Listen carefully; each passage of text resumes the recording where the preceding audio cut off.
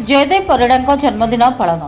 अभिभक्त कोरापुट जिलार संग्रामी नेता श्रीजुक्त जयदेव परिड़ा जन्मदिन अवसर में उमरकोट ब्लॉक सेमला ग्राम पंचायत अंतर्गत जिउदरा ग्राम स्थानीय जनजागृति मंच और यादव माझी सामाजिक और सांस्कृतिक परिषदर मिलित सहयोग एक सचेतनता शिविर आयोजित हो जाइए। शुभ अवसर में कमिटी तरफ सेमला ग्रामांचल सर्वमोट 100 जन ऊर्ध्व गरीब श्रेणी लोक मागणार शीतवस्त्र कंबल बंटन कर आयोजित ए वर्णाढ्य कार्यक्रम में परिषदर जिला सभापति समाजसेवी सैयद काजिम मदानी सभापतित्व करथिबा बेले सम्मानित अतिथि रूपे आईन उपदेष्टा तथा वरिष्ठ वकील श्री श्रीनिवास पट्टनायक, जनजागृति सभापति परशु भत्रा, दाम सांता, तुला भत्रा, अर्जुन सांता प्रमुख सहयोग करथिले।